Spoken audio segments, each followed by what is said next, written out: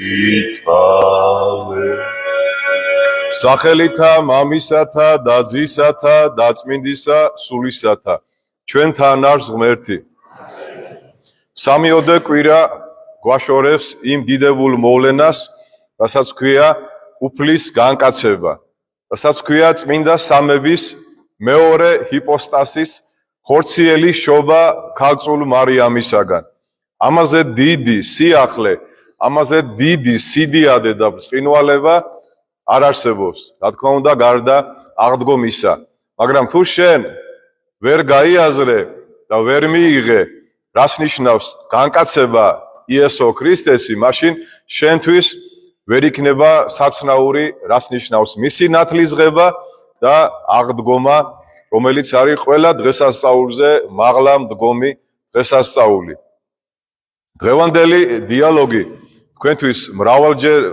მოსმენილია ძალიან საინტერესოა მაგრამ მე მინდა ცოტა უფრო სხვანაირად შევაბრუნო ეს დიალოგი და ცოტა უფრო თანამედროვე რეალობაში გადმოვიტანო ის საუბარი რომელიც შედგა პირველ საუკუნეში ადამიანთან რომელიც წერია რომ იყო მდიდარი და გააჩნია უყურეთ არის მდიდარი და გააჩნია კადნიერება რომ გამოსცადოს მივიდა და უნდა რომ გამოსცადოს ქრისტე და ეუბნება ირონიით რა თქმა უნდა მოძღვარო სახიერო მაშინვე მიიღებს ღმერთისგან შენიშვნას სახიერება არის სიკეთე თუ მე ვარ კეთილი რაღაცო მიწოდებ მაშინ მოძღვარს იმიტომ რომ სახიერი არის ღმერთი მარტო ღმერთი ერთია მოძღვარი ბევრია თუ არ სახიერი მაშინ რაღაცო მიწოდებ მოძღვარს იმიტომ რომ ბევრი მოძღვარია თქვენ შორის რაბინების სახით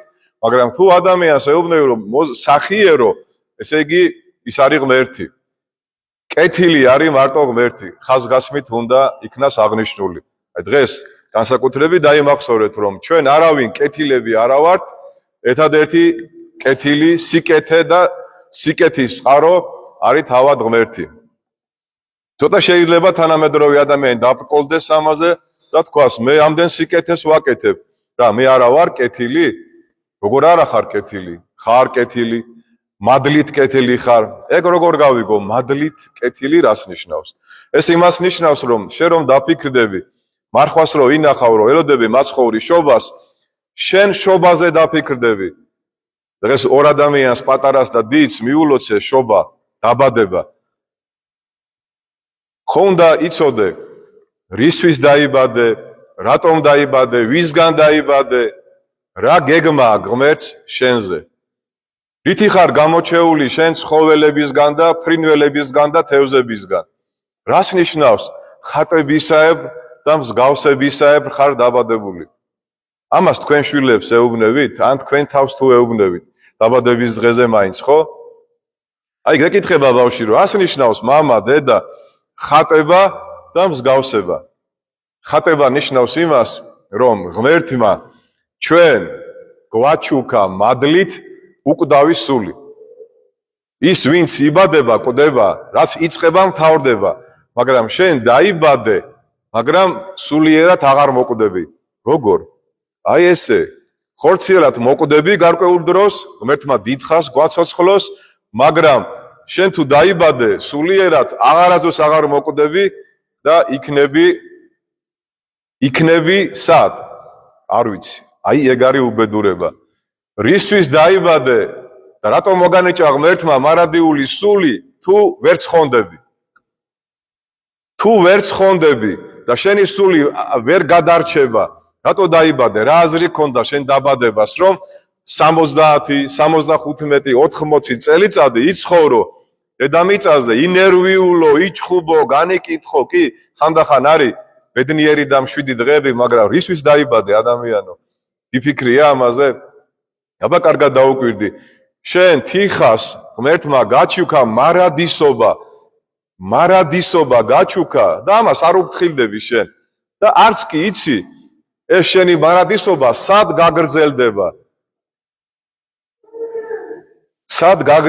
შენი მარადისობა არ იცი ეს არ იცის ზაღლმა ეს არ იცის დავთმა მელამ გელმა ტურამ, მაგრამ ადამიანო, შენ უნდა იცოდე, რომ შენ მარადიული სული მოგანიჭა ღმერთმა, გაჩუქა, არაფერი არ დაგიმსახურებია, გაჩუქა და თან დააყოლა რა?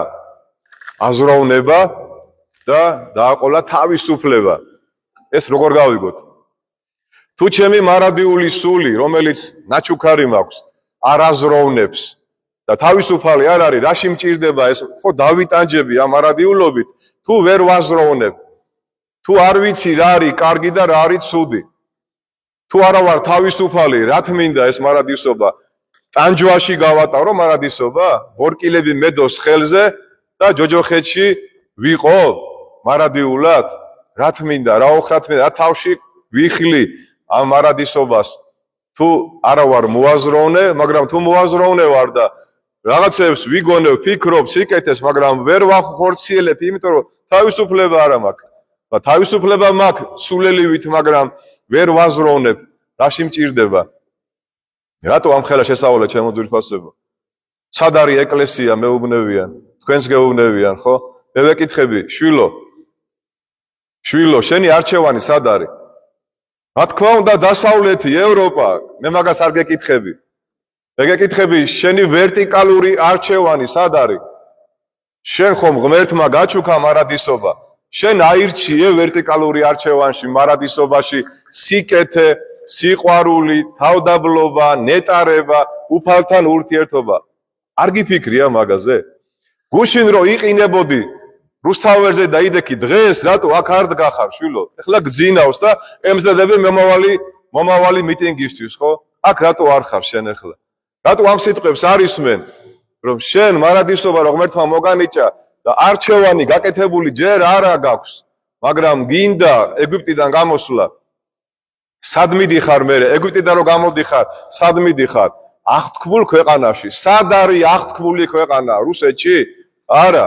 ევროპაში? არა. ამერიკაში? არა. დედამიწაზე არ არის ეს აღთქმული ქვეყანა და თაფლი და რძე მოედინება დედამიწაზე არ არის ეს უთხარით თქვენ შვილებს. ეს არის ვირის წინ ჩამოკიდებული ბალახი, რომელიც ასე ტყუებით ვიყავთ განსაკუთრებით გამოუცდელი ახალგაზრდობა. ძველ გაზრდებს გონიათ, ჩვენზე გონიათ, რომ ჩვენ რუსეთი გვინდა და ახალგაზრდებს ყველას უნდა მაინც და მაინც ევროკავშირი. თაცა არასდროს არ მიგვიღებენ და გვეუბნებიან პირდაპირ, რომ კარგა ხანი, ცოტა ხანი არც იფიქროთ მაგაზე, მაგრამ უთხრათ ჩვენ შვილებს, შვილო, იფიქრე ვერტიკალურ არჩევანზე. იფიქრე იმაზე, რომ შენი უფალი არის იესო ქრისტე, თუ არ არის. როგორ არა, მე ხო მონათლული ვარ. მე რო ხარ მონათლული, შვილო. ინახავ მარხვას, არა, მე ახალგაზრდა ვარ, მარხვას ვერ შევინახავ. წირვაზეა, რა ვიცი, რა ხდება, კაცო, დამღლელია დიდი ხანი, როგორ უნდა ვიდგე, აქ 1 საათი ვერ დგანან და საათობით დგანან იქ. თქვენ გაინტერესებთ, რა თქმა უნდა, ეკლესია რას ფიქრობს, ხო? რა თქმა უნდა ფიქრობთ, იმიტომ რომ არ გეგონოთ ახლა მე ვინმე იმათ განვიკითხავ, იქ ჩემი შვილიც ადგას. მე არ განვიკითხავ არავის, არ ვეჩხუბები, მაგრამ ჩვენ მათ უნდა უთხრათ ორივე მხარეს, რომ ნუ ურტყავ ამ ახალგაზრდებს, წიხლით ნუდგები, თორე შენ შეგდგებიან ხვალე. მაგ ფორმას დაგახევენ თავზე. არ შეიძლება არავის ცემა, მაგრამ არ შენ გაქვს შვილო უფლება ეთავხედო პოლიციერს და შეურაცხყოფა რომ მიაყენო. როდესაც შიდა ომია დაპირისპირება სამოქალაქო გამარჯვება არ არსებობს, აქ მტერია გამარჯვებული. აქ ის დირიჟორია გამარჯვებული, ვისაც უჭირავ, ესე ძაფებით რო უჭირავ, ხეჩოსავით, ესე რო გათამაშებს, ის არის გამარჯვებული. ეს არის სპექტაკლი, რომელიც დადგეს ძალიან შორიდან და თავარი გმირები არიან ჩვენი ხელისუფლება და ჩვენი აი ეს უკმაყოფილო ადამიანები. მათ ბევრი აქვს, რა თქმა უნდა, მიზეზი, რატომ მას დგანან? მე არ განვიკითხავ, მაგრამ დღეს უნდა დაფიქრდეს ხელისუფლება აუცილებლად, რომ რატო გამოვიდა ეს ხალხი ამდენი ხანი, რატო დგანან ქუჩაში? და შენ ნაძვისხის ანთება რო გინდა, ცოტა დაფიქრდი, აბა ერთი რა. ხო არ გაცდი რეალობას? რა ნაძვისხე უთხარი სამება ცარიელია, წავიდეთ სამებაში პატრიარქთან და შევრიგდეთ, დროზე შევრიგდეთ, სანამ კიდე არის ამისი დრო. ის კი არ უნდა იძახო და ეკლესიაში კი არ უნდა მიუვარდე მოძღვარს და კუბო კი არ უნდა დაწვა მაცხოვრის გამოსახულებით. არ ვაზვიადეთ იქ წერია საიტზე, რომ ეს აქ არის გამოსახული იესო ქრისტე. მე არ ვიგონებ ესეა. ეს კი არ უნდა გააკეთო, შვილო ჩემო. დაფიქდი, ეხლა ხო შობის მარხვა. რატო დაიბადა ის დალოცვილი ღმერთი? ისე შეიყვარა ღმერთმა სოფელი ესე, რათა ყოველი მისი მორწმუნე არ დაიღუპოს, არამედ კონდეს ცხოვრება საუკუნო. აი ამიტომ დაიბადა ქრისტე. და სულ ქუჩაში იქნები, სულ მიტინგებზე იქნები, თუ არ მიხვდი, რატომ დაიბადა იესო ქრისტე. რომ თუ შენ სულიერ მონობაში ხარ, სულ იქნები ხორციელ მონობაში. გაიხსენეთ ებრაელი ერის ისტორია. ეს არის ყველა ჩვენთაგანის და ჩვენი სულის ისტორია და ნებისმიერი ქვეყნის ისტორია. ებრაელები ჯერ ჩადის იოსები, მერე მისი ძმები და იაკობი, მამამთავარი ებრაელების ეგვიპტის მონობაში. კარგად არიან. როგორც ევროკავშირში ცხოვრობს ბევრი კარგად. კარგად არიან, კიტრი, ხორცი, ყველი, იაფია ყველაფერი, მაგრამ ვირებივით, სახედრებივით ამუშავებენ. დაავიწყდათ ებრაული, დაავიწყდათ ვინ არიან, ყველაფერი დაავიწყდათ, რო ღვთის ჩეული ერია. და ღმერთი აგზავნის მოსეს და ეუბნება, გამოიყვანე ეგ ხალხი, გამოუათრიემ აქედან ეგენ. არ უჯერებენ. არც ფარაონს უნდა რომ გამოუშვას, იმიტომ რომ კარგი მონები ყავს. და არ უშვებენ. 10 განსაცდელი მოუვლინა ეგვიპტეს ღმერთმა, 10 განსაცდელი და როგორც იქნა დაიძრნენ. იცით ეგვიპტეში რამხელა დონეზე იყო ასტროლოგია, ასტრონომია, მედიცინა, მაგია, ფილოსოფია, მშენებლობა, პირამიდები, ეხლაც საოცრება. ვერ გაიგეს კიდე აი იმ პერიოდში პირამიდები როგორ ააშენეს. რაც ჩამოუთვალე ეს ებრაელებს არაფერი არ ქონდათ, მაგრამ რა ქონდათ ებრაელებს? წმენა უხილავი ღმერთისა. გამოდიან, შედიან აღთქმულ ქვეყანაში, ოღონდ ესენი კი არა, ვინც მონობაში დაიბადნენ. ორი ადამიანი, ისუნავესი და ქალები. ქალები სახელია მრავლობითში აგეგონოთ. მოსე ვერ შედის აღთქმულ ქვეყანაში, იმიტომ რომ განრისხდა და კლდეს ორჯერ სხო კვერთხი, რო წყალი გამოსულიყო. ანუ დაპყოლდა, შეეპარა, წმენაში ეჭვი. როგორც იქნა, აშენებენ ტაძარს, ცხოვრობენ ვითომ ბედნიერად, მაგრამ მოდის ნაბუქოდონოსორი და ბაბილონში გადაასახლებს ებრაელებს. ბაბილონი არ არის ნაკლები ეგვიპტეზე. საკმაოდ განვითარებული ქვეყანა, სემირამიდას დაყიდული ბაღები ხო გსმენიათ? ესეც საოცრება. უყურეთ ეგვიპტეს ხო საოცრება, თავისი პირამიდებით, ასევე ბაბილონის სახელმწიფოდ საოცრება, იმიტომ რომ ისე უყვარდა თავის ცოლი სემირამიდა, რომ დაყიდული ბაღები გაუკეთა. თანამედროვე რეალობაში ამას ვერც ერთი სახელმწიფო და ვერც ერთი მეცნიერი ამდენი ფულის გინდა ქონდეს ამას ვერ გააკეთებს. მაგრამ ებრაელები იქ არჩებიან. არც დაყიდული ბაღები ქონდათ ებრაელებს და არც სამხედრო სტრატეგია, მაგრამ რა ქონდათ? წმენა. აღარც ეგვიპტე არსებობს, აღარც ბაბილონი. შემდეგ ვინ? მოდის ალექსანდრე მაკედონელი, ვინც იპყრობს ფაქტიურად თელ სამყაროს, მაგრამ ცხვირს აიტეხავს ებრაელებთან, მასთან გადიან რაბინები და ესაუბრებიან ებრაელების მისიაზე და არ ხდება მათი დაპყრობა. მათთან შედის გიმნასტიკა, მათთან შედის ოლიმპიური თამაშები, მაგრამ ვერა, იმიტომ რომ მათ აქვთ რწმენა და ბოლოს რომზე ძლიერი იმპერია, თქვენ იცით რომ არ არსებობდა, ხო? რომის სამართალი ეხლა ცნობილია, რომის გზები ეხლა ცნობილია, რომის დისციპლინა ეხლა ცნობილია. არც ერთი არ ქონდა ებრაელებს, მაგრამ რა ქონდათ? რწმენა. აი ეს უთხარით თქვენ შვილებს, შვილო, ძალიან კარგია ევროპული ქვეყნები, ვაღიარებ, რომ ბევრი რამით ჯობიან რუსეთს, ბევრი რამეა იქ მისაბაძი, ბევრი რამე კარგია, მაგრამ ევროპას, რუსეთს, ამერიკას არ ექნება მომავალი, თუ ვერტიკალური არჩევანი არ იქნება სწორი. თუ არ იქნებიან ჭეშმარიტ ამხსარებლობაში, ჭეშმარიტი რწმენა თუ არ ექნება ჩვენ შვილებს, ჩვენ მომავალი არ გვექნება. აი ეს უნდა აუხსნათ ჩვენ შვილებს. რით ვერ გაიგო ამ ხალხმა, აი წარმოიდგინეთ, როცა მაცხოვარი იშვება, ხარი და სახედარია გამოსახული, ხო? ხო გიფიქრიათ რატო, კაცო? და მერე მწყემსები მოდიან მოგვიანებით. იერემია წინასწარმეტყველი ამბობს, რომ ვირმა იცის თავისი პატრონი, თქვენ ვირი ხო არ გონიათ რომ უჭკუარსება საკმაოდ ჭკვიანია ვირი ვირმა იცის რომ თავის პატრონი და ხარმა თავისი ბაგა ისრაელმა კიდე ვერ გაიგო ვინ არის მათი ღმერთი და მათი ბატონი ასეა საქართველოს ჩემო ძირფა რო კითხოთ თვიშობლის წილხვედრილები ვარ საქართველოში კვართია მაცხოვრის როგე ეთქვი მარხვა სინახავ აუ რა დროს მარხვა მოიცა რა ხე ქვეყანა თავზე გვექცევა და გვექცევა თავზე ხალხო თუ მღვდელმა არის მღვდლო თუ ეპისკოპოსმა არის ეპისკოპოსა თუ არჩეული ხარ ხო აგირჩიე თქვა ხო რასაკეთებ კაცო ცოტა დაბლა ჩამოდი და მიხედე რა ადამიანებს რა ცოტა მოიხედე როგორ გაჭირვებაშია ხალხი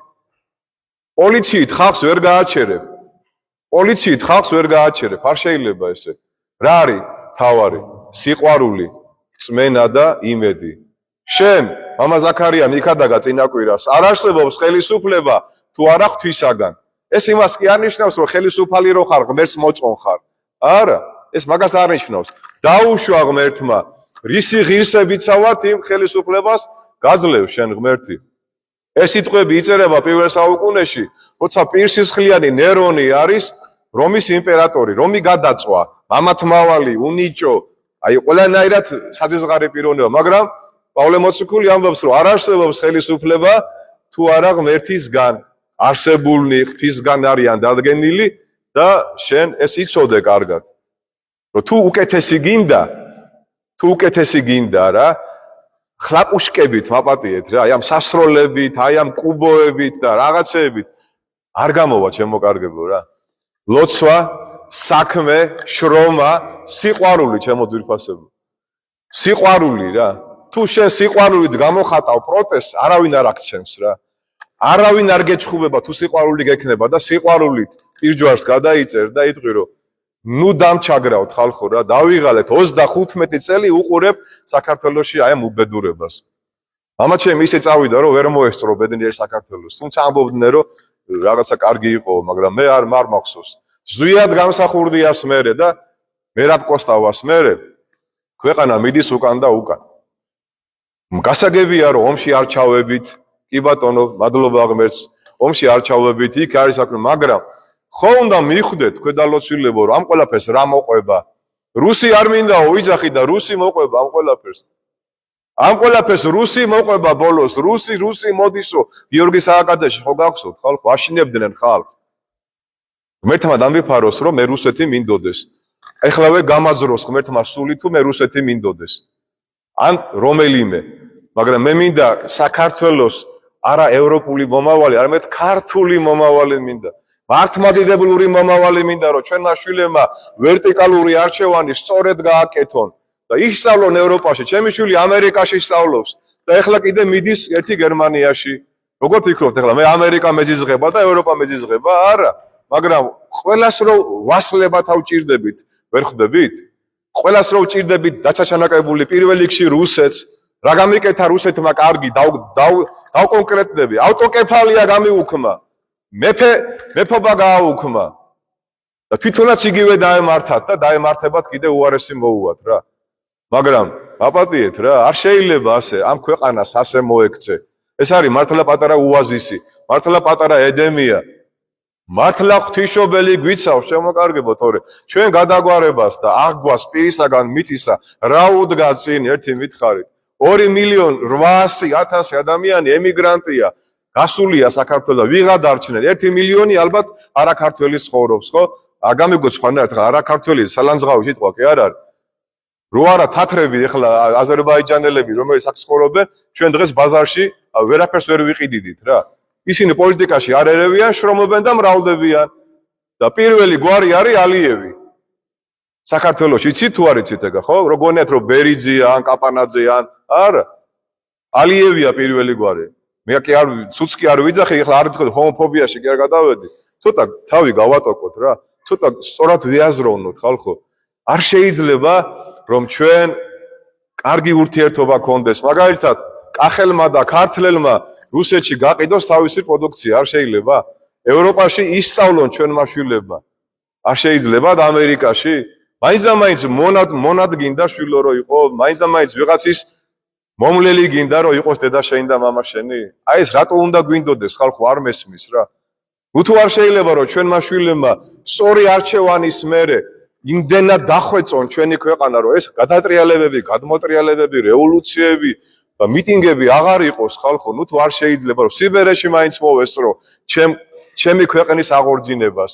არავინ არ მილანძღოს ჩემი რჯული, ჩემი ამხსარებლობა, ის პრეზიდენტი იქნება თუ პარლამენტი იქნება, ხო რაღაცა დავიღალე უკვე ამ ყველაფრის ყურებით, აი არ ვიცი რა.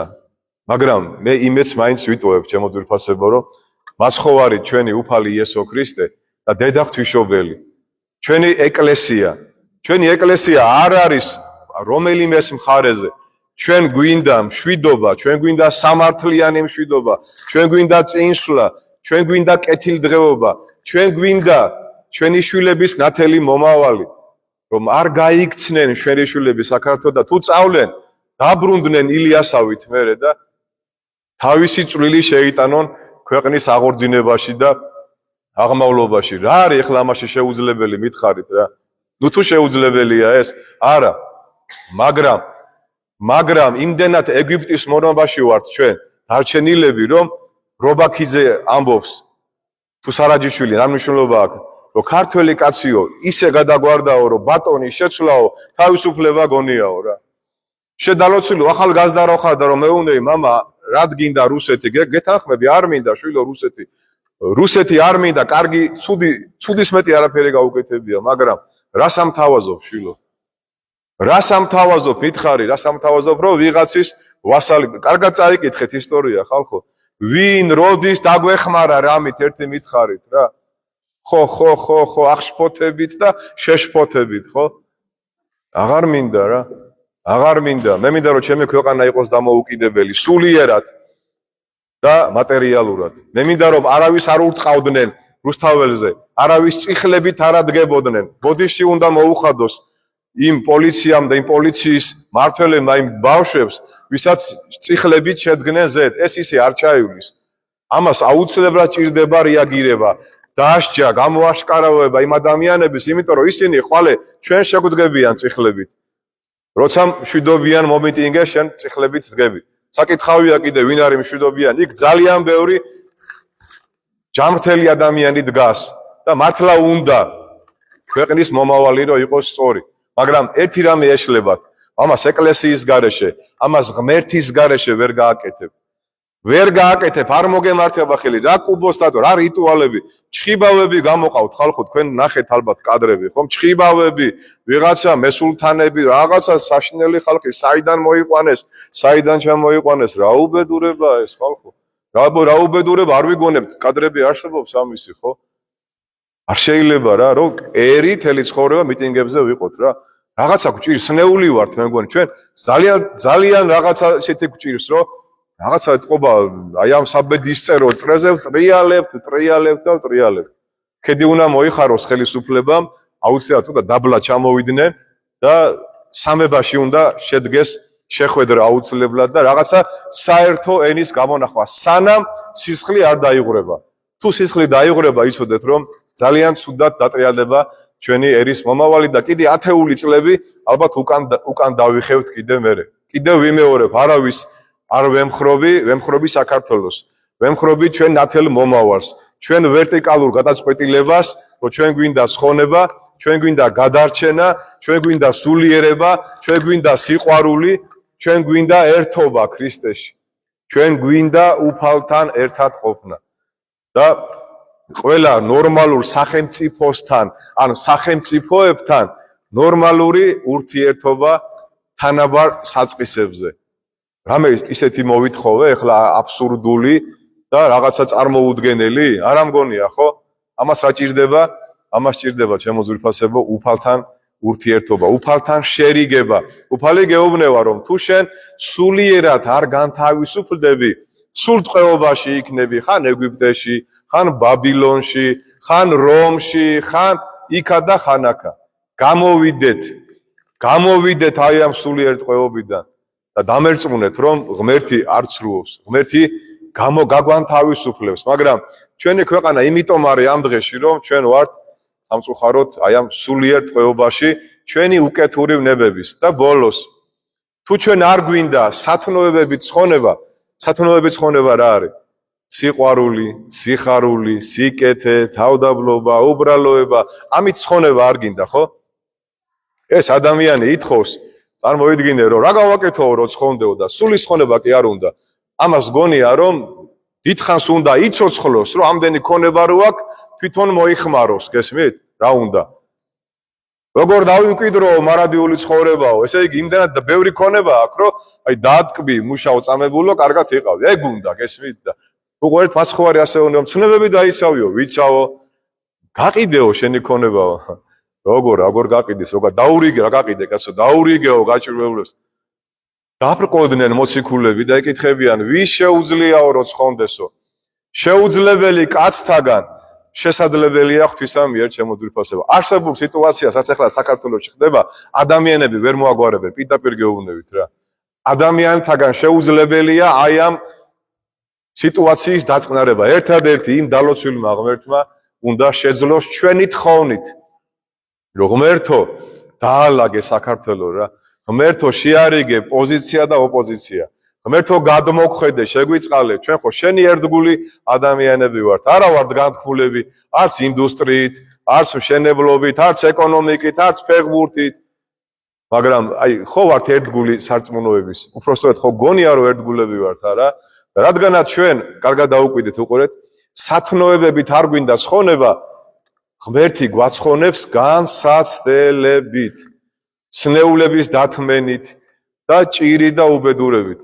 არჩევანი როგორ ჯობია, ჩემო კარგებო, არ ჯობია რომ სიყვარულით ავცხონდეთ, არ ჯობია რომ სიკეთით, მარხვით ავცხონდეთ. არა, არ გვინდა ეს, არა. მერე მოდის ნაბუქოდონოს, მერე მოდის პუტინი, მერე მოდის აი ესეთი ხალხი და მერე ვიძახით, რატო? იმიტომ რომ სათნოებით ცხონება რო არ გვინდა, ეხლა ტრამპის იმედია კიდე ხარს. კარგით ხალხო რა. ცოტა ხო შეიძლება რომ ცოტა თავი გავატოკოთ არა?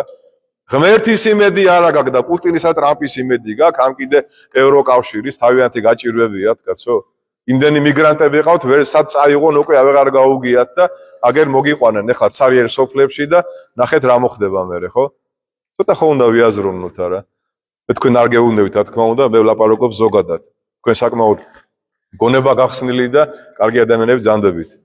დავიტოვოთ იმედი, ჩემო ძვირფასებო, დავიტოვოთ რწმენა, დავიტოვოთ სიყვარული, რომ იმ დალოცვილ ღმერთს შეუძლია დღეს საქართველო გამოიყვანოს ამ ჩიხიდან.